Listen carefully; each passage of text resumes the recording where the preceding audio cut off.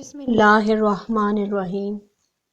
شیخ ابو سعید عبداللہ محمد سے منقول ہے کہ میں ابن السکا اور حضور سیدنا غوث العظم حضرت سیدنا عبدالقادر جیلانی رحمۃ اللہ علیہ جامعہ نظامیہ بغداد میں زیر تعلیم تھے۔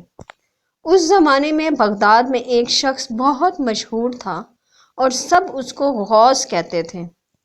وہ جب چاہتا ظاہر ہو جاتا اور جب چاہتا غائب ہو جاتا تھا۔ ایک روز ہم تینوں دوستوں نے اس بات کا ارادہ کیا کہ ان سے ملا جائیں۔ جب ہم روانہ ہوئے تو ابن السکا نے کہا کہ میں اس غوث سے ایسا مسئلہ پوچھوں گا کہ وہ لاجواب ہو جائے گا۔ میں نے کہا کہ میں بھی ایک سوال کروں گا، دیکھتا ہوں وہ کیا جواب دیتے ہیں۔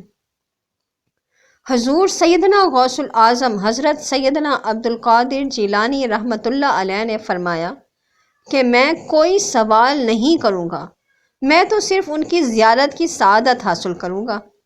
چنانچہ جب ہم وہاں پہنچے تو وہ موجود نہ تھے۔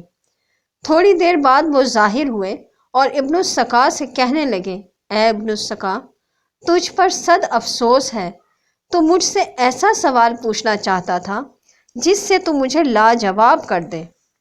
تمہارا سوال یہ تھا اور اس کا جواب یہ ہے۔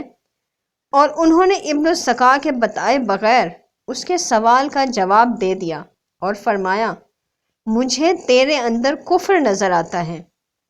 پھر انہوں نے میری جانب نگاہ کی اور فرمایا کہ تمہارا سوال یہ ہے اور اس کا جواب یہ ہے، اور تمہاری اس بے ادبی کی وجہ سے دنیا تمہارے کانوں تک چھا جائے گی۔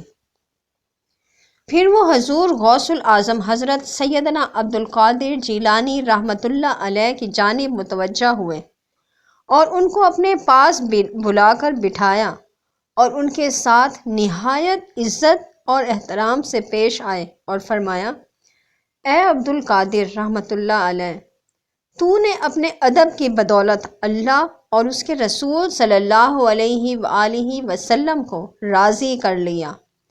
تو ان قریب ایک منبر پر بیٹھے گا اور سارا بغداد تمہاری بات سنے گا۔ تم اعلان کرو گے کہ ہر ولی کی گردن پر میرا قدم ہے، اور مجھے نظر آ رہا ہے کہ تمام ولی اللہ تمہاری اس بات پر اپنا سر جھکا دیں گے۔ اس کے بعد وہ غوث غائب ہو گئے اور ہماری ان سے پھر کبھی ملاقات نہ ہوئی۔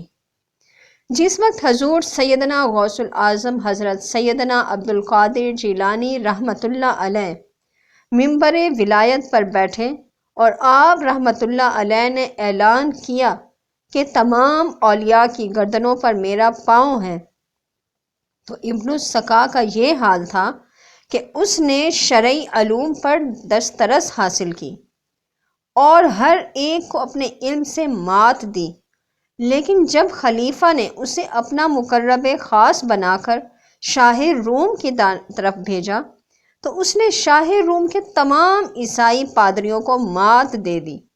شاہ روم نے اس کی نہایت عزت کی اور اسے اپنا مقرب خاص بنا لیا۔ وہاں ابن السکا ایک لڑکی پر فریفتہ ہوا اور اس نے شاہ روم سے اس کا رشتہ مانگا۔ شاہ روم نے کہا کہ اس کا رشتہ میں ایک شرط پر دوں گا، جب تو عیسائی ہوگا۔ ابن السکا نے اس لڑکی سے شادی کی غرض سے عیسائی مذہب اختیار کر لیا۔ مجھے جب علم ہوا تو مجھے ان غوث کا قول یاد آ گیا۔